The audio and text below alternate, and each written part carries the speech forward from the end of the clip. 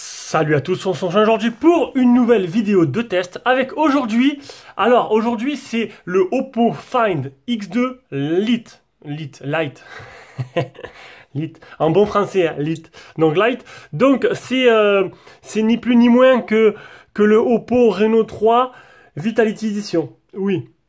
Ils commencent à faire tous la même chose, les téléphones ils sortent en Chine, en Inde, sous un autre nom, et ils arrivent en France sous un autre nom. Voilà, donc du coup, Oppo Reno 3 Vitality Edition, c'est exactement le même que le Find X2 Lite à quelques trucs près. Donc maintenant, ce que je vais faire avec Jérôme, ce que je demande à Jérôme, c'est que vu qu'on on a beaucoup de téléphones qui sortent en France après qu'on les ait fait, mais en version chinoise on les a, qui sont pleinement ou pas, compatibles avec la France. Donc voilà. Donc ce qu'on va faire maintenant, c'est qu'à chaque fois, chaque téléphone, on va expliquer le plus et le moins d'acheter ce téléphone en version Chine ou pas. Donc ce ne sera pas toujours les mêmes raisons pour chaque téléphone.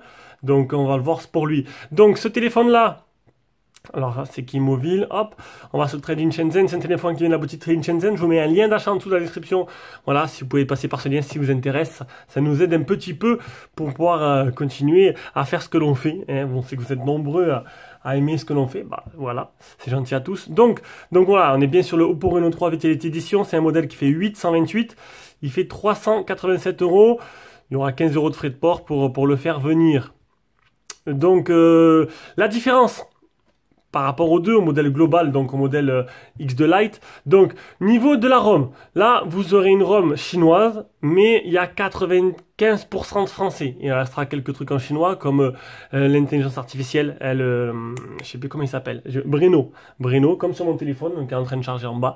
Ça restera en chinois, mais bon, ça, c'est... Voilà, il y a 95% de téléphone qui sera en français. On y aura bien le Play Store. On aura, on aura un téléphone qui est 100% utilisable en France. Au niveau du logiciel.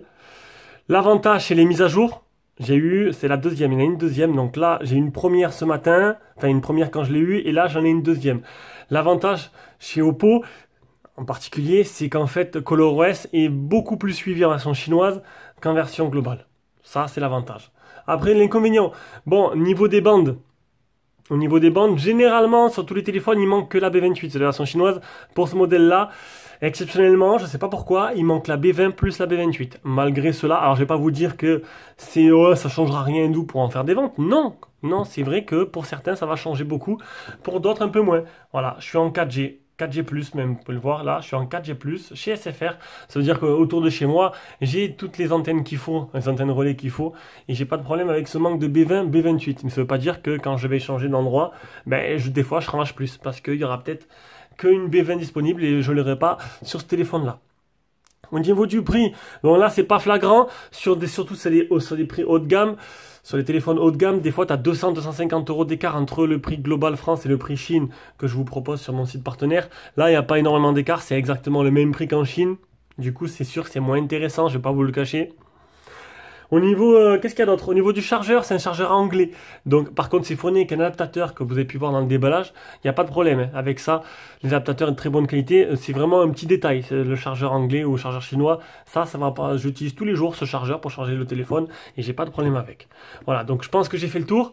Donc, il y a une différence de bande, une différence niveau mise à jour, un avantage pour les modèles chinois, différence de prix, généralement avantage pour les modèles chinois, mais là, il n'y a pas du tout de différence sur ce modèle-là. Comme quoi, ils peuvent faire, Oppo l'a fait, ils peuvent vendre ce téléphone au même prix que la Chine, presque, et pourtant il y a la TVA et tout, et c'est tout.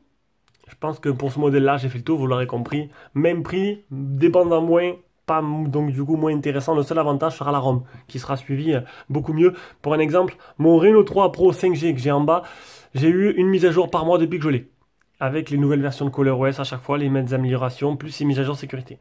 J'ai eu beaucoup de messages passés en disant qu'ils avaient des Oppo en version globale, qu'ils s'attendaient toujours des mises à jour, qui n'avaient jamais de suivi. C'est un peu normal, c'est des sociétés chinoises. et il privilégie le marché chinois. C'est un peu comme ça. Allez, trêve de bavardage, on va commencer. Niveau design et design et dimension, donc 74,3 sur 160,3 de haut sur 7,96 mm d'épaisseur pour un poids de 180 grammes. Alors ce téléphone-là, il a l'architecture exactement comme mon Reno Pro 5G, sauf que bon, niveau design, il est plutôt classique, hein. Il a la goutte d'eau à l'ancienne, on va dire. Donc c'est sûr que c'est un téléphone qui, à mon avis, se vendra pas beaucoup, même en France. Parce que vous allez me dire quel est l'intérêt de l'acheter alors qu'on peut avoir des téléphones moins chers et mieux, comme un Mi 9T Pro qui est un peu le best-seller de 2019. Donc il existe en trois couleurs, en blanc, en or et en noir. Il est fait d'aluminium et de verre. Il a un écran de type AMOLED à l'écran en 6,4 pouces, définition 1080, donc du Full HD+, et 83,3% de la surface que prend l'écran par rapport à la surface totale du téléphone. Dans cette goutte d'eau, on aura un Samsung de 32 mégapixels avec une reconnaissance faciale qui marche très très bien. Voilà. Sur le côté gauche, on aura le bouton volume plus moins avec le tiroir SIM qu'on va ouvrir de suite. Vous allez voir que j'ai bien ma puce SFR dedans. Alors depuis ma mésaventure avec le Samsung, je fais attention avec le tiroir SIM, mais là il est très très rigide. Il est très bonne qualité. Sur le Samsung, c'est une catastrophe. Donc j'ai reçu le tiroir SIM de remplacement. Normalement, ça devrait être bon. On va faire attention. Mais c'est un peu honteux de mettre un tiroir SIM de cette qualité-là sur un téléphone si cher. Donc ici on a le type C avec le port jack. On a comme quoi on peut faire les deux. Ça c'est plutôt bien. Sur le côté droit on aura le bouton power. Au-dessus on n'aura rien. À l'arrière on aura une coque plutôt simple, plutôt sympa. On aura 4 appareils photo qui ressortent pas trop par rapport à certains de la coque arrière avec le simple flash LED. Donc c'est un premier qui est principal un IMX 586 de chez Sony en 48 mégapixels avec un deuxième 8 mégapixels en grand angle, un autre 2 mégapixels pour la profondeur et un autre 2 mégapixels pour le mono. Voilà. Donc la batterie 4028 mAh, Bluetooth 5.0, il n'a pas de LED de notification. Et pour les bandes 4G, je vous l'ai dit, il n'y a pas de B20, il n'y a pas de B28. Par contre, il est compatible 5G. Et bien sûr, il a la bande 5G française que l'on connaît déjà. Les autres, on ne le connaît pas encore. Allez, donc j'ai fait le tour des caractéristiques de design. On va passer directement à l'écran. L'écran, ça va être rapide. Un écran qui est protégé par un film. Ça, c'est plutôt bien. Un écran où il n'y a pas de certification notée supplémentaire comme un Gorilla Glass ou un Dragon Trail. L'écran est très joli. Un écran de type AMOLED en 6,4 pouces avec toutes les particularités de l'AMOLED. Et il est très très agréable à utiliser. Il n'y a pas de retard tactile en jeu. C'est super. Franchement, un écran voilà, comme on aime, comme on aimerait avoir sur tous les téléphones. Et un écran Full HD, et patati patata. Rien à dire sur l'écran. On va passer directement à la partie logicielle. Partie logicielle, on est sur du ColorOS. Donc pour ceux qui connaissent, hein, c'est la surcouche de chez Oppo. On a un Realme 8 chez Realme qui lui ressemble beaucoup. C'est son copier-coller. Et voilà. Donc là, ColorOS en version 7. Alors, il y a la 7.2 qui est sortie. Là, on est en 7.1, je crois. On va voir. Je l'ai vu tout à l'heure, je l'ai montré, j'ai oublié. Hop, le temps qu'il cherche. Donc, je crois qu'on est en 7.1. Voilà, 7.1. Donc, 7.22. La 7.2 est sortie dans les Reno 4. Reno 4 que j'espère en faire mon téléphone principal. En espérant de... Il est annoncé hier. On est le 6 aujourd'hui. Donc, bon, bah, pour moi, c'est une des meilleures surcouches. Ça tombe très bien. Alors, sachez-le aussi, il faudrait que je fasse une petite vidéo tuto. Voilà, je vais faire une vidéo tuto, je la ferai juste après ça, pour vous aider, parce que c'est vrai que vous galérez un peu. Donc pour les modèles chinois qui ont ColorOS, ou qui ont Realme en version chinoise, ne vous inquiétez pas. En fait, il y a deux politiques différentes. Tu as la version Chine, où il y a tout qui est bloqué, donc toutes les notifs, tous les trucs en arrière-plan et tout qui est bloqué. Et tu as la version globale, où il y a tout qui est débloqué. Voilà, c'est deux politiques différentes, mais le système c'est le même. C'est pas le téléphone qui bloque, c'est le logiciel. Il suffit de savoir où aller et quoi faire. Donc je ferai un tuto juste après cette vidéo pour vous expliquer. Donc, du coup, ColorOS qui marche très bien, il est super fluide, super rapide, super utilisable. On peut voir ça, bon, ça reste en chinois. On peut désactiver le flux Brino. Ça sert à, vous voyez bien qu'il sert à rien, il est en chinois. Vous le désactivez, vous l'aurez jamais. Vous pouvez changer le launcher si vous voulez, et mettre un launcher Google Now, n'importe quoi, et vous aurez autre chose. Ça, c'est pas un problème. Quoique, c'est pas sûr qu'on puisse changer le launcher sur ColorOS. Ça, je crois qu'on peut pas. Je reviens en arrière et j'ai rien dit. Je n'ai rien dit du tout. Donc, on va passer aux captures d'écran directement et de suite. On passe aux captures d'écran. Donc, première mise à jour quand j'ai allumé de 883 MO. Là, j'ai une nouvelle que j'ai pas encore faite. Le Antutu 320 000, 10 touches pour l'écran, 8218 le PC Mark. Aucun malware qui infecte la ROM. Il est certifié L3, vous n'aurez pas la HD sur l'application de streaming. Peut-être que ça a changé depuis que le Lite est sorti en français. Le Geekbench, le premier, le deuxième. Là, alors, on a quoi? Un assistant Wi-Fi. Donc, assistant Wi-Fi intelligent, il se connecte sur le Wi-Fi, il est pas bon, il se connecte sur le réseau 4G. On a bien le NFC. On a un mode sombre qui est vachement bien évolué parce que pour moi, c'est le top du top. On peut choisir de mettre 100% de téléphone en mode sombre et de désactiver les applications que vous trouvez que c'est pas très optimisé. On a un mode Always on Display, ça c'est bien. On peut changer la température des couleurs. On a une boutique de thèmes, c'est l'avantage d'avoir la ROM chinoise, c'est qu'on a une boutique de thèmes qu'on n'a pas sur la ROM globale. On a un Dolby Atmos, mais pas de mode de stéréo, seul mono. On peut modifier, personnaliser le capteur d'empreinte. Capteur d'empreinte que j'ai pas montré d'ailleurs. Hop, capteur d'empreinte, alors je vais vous montrer ça. Hop. Il est assez bas, voilà, il est assez bas quand même, il est juste là. Tac. Alors il marche bien. Là, je l'ai un peu mal mis. Mais c'est vrai qu'on a l'habitude de faire avec le double tap et la reconnaissance faciale qui est beaucoup plus rapide. Voilà, capteur d'empreinte qui marche très bien. Donc, on a Breno qui est l'assistant de chez Oppo. Donc là, c'est en français, mais après, ça part en chinois. Hein. Désolé. On a des boutons de navigation ou les gestures. Voilà. On a une balle d'assistance, c'est un petit widget. Vous cliquez dessus, ça fait un retour en arrière. Vous pouvez choisir. Double-cliquer, ça fait une tâche. Maintenir appuyé, ça fait une autre tâche. On a des outils pratiques, donc le bulle retour rapide, barre latérale intelligente, geste et mouvement. Alors, geste et mouvement, geste sur écran éteint, capture l'écran droit, soulever pour activer. Il y a le double tap aussi. On a j'ai fait 2 fois la capture. On a le double tap. On a SOS urgence. Bon, t'appuies 5 fois sur le bouton power, ça envoie ta position, etc. en cas si vraiment t'es en galère. On a un coffre-fort, un espace enfant, un verrouillage application. On a pas mal de choses. Franchement, elle est super complète. Hein, bon, c'est toujours les colorés d'un téléphone à l'autre, ça ne change pas. Alors là, non, ça c'est pour après. Ça c'est pour le tuto. Je vous montrerai ça, ça sert à rien pour vous l'expliquer maintenant. On a le OTG. On a le clonage d'application. On a un espace jeu qui optimise pour le jeu. Qui marche très bien le jeu. Un écran divisé. Pour avoir deux. Bon, ça c'est commun à tous les téléphones. Ça je l'ai encore mis décidément. Voilà, ça c'est ce que je vous montrerai après dans le tuto. Pour désactiver tous les gels d'application. On a. Bon, ça c'est pareil, c'est pour le tuto. C'est pour le tuto. En fait, j'ai fait des captures pour un abonné qui me demandait. Donc, c'est aussi pour le tuto. Donc, 3 mètres de marge, 23 satellites fixés sur 64 pour le GPS. Premier jour d'utilisation, 3h05 écran allumé. J'ai fait un peu de Call of, un peu de Facebook, Messenger, Chrome, D-Labs. J'ai utilisé 61% en 12 heures. Alors, faut pas regarder là, les données sont pas bonnes. Ça n'a pas marché. Le graphique, plutôt correct. Et la température qui est montée à 37 degrés, qui est plutôt correct aussi. Deuxième jour, 3h13 écran allumé, 42 minutes Messenger, 31 Facebook, 27 minutes Call of Duty.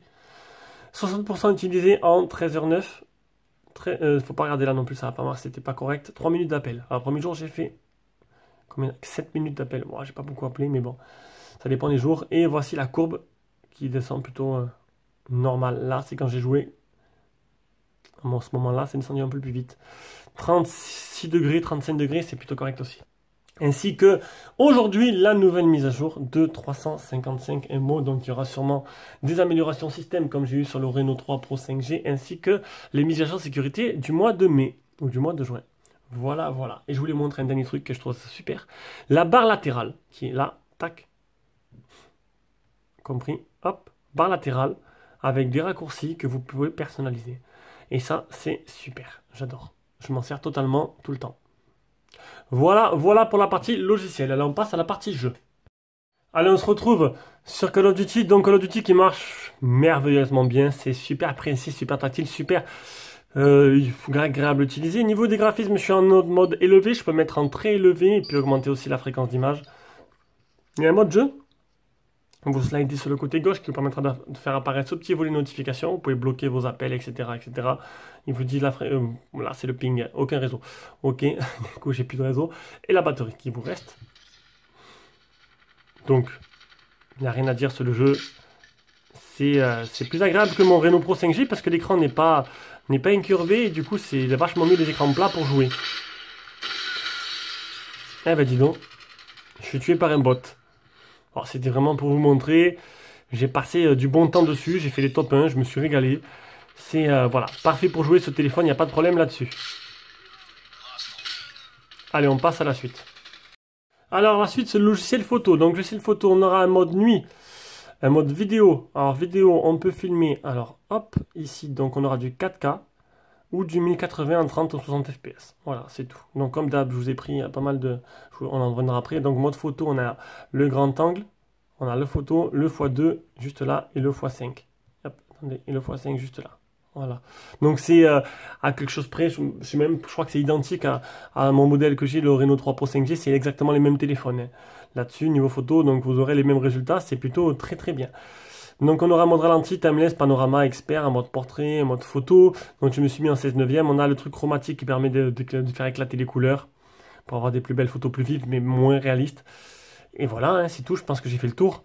Donc comme d'hab, je vous ai pris toutes les conditions possibles. Et maintenant, je fais même une vidéo, j'ai fait une vidéo de nuit normale en 30 fps. Et j'ai fait une vidéo de jour 60 fps et 30 fps. Vous allez voir la différence parce qu'il y a la 30 fps qui est mieux stabilisée que la 60 où il n'y a pas de stabilisation.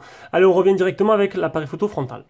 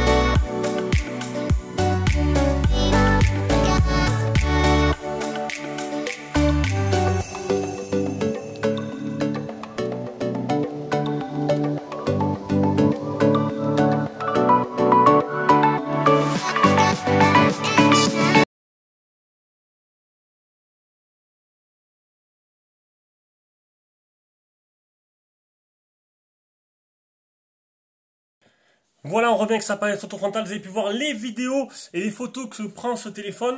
Donc voilà, je suis... Non, c'est bien, c'est comme mon autre téléphone. Voilà, c'est les mêmes... on reprend les mêmes, on recommence. On a une bonne qualité, en bonne condition. On a une belle photo de nuit. Vous allez pouvoir le résultat de photo de nuit avec le mode nuit et le mode normal qui est plutôt probant. Le flash qui se déclenche bien la nuit. Enfin, tout est bon. Voilà, j'ai pas dit que c'était le top du top. J'ai dit que niveau qualité, c'est vraiment dans la moyenne. Et c'est plutôt pas mal. Bon, on va pas s'éterniser là-dessus. Vous avez pu voir tout ce qu'il fallait et j'en suis totalement convaincu. Allez, on va finir ce test. Un test express là. Faudrait que je les fasse aussi rapide que ça tous. Ah, je suis en forme ce matin. Allez, on va écouter le son. Donc le son, ce qui est dommage, c'est qu'on n'a pas un son stéréo. On a un son mono. Bon, on a le Dolby Atmos, mais bon, on n'a pas un son stéréo. Alors, la qualité en communication est très bonne là-dessus.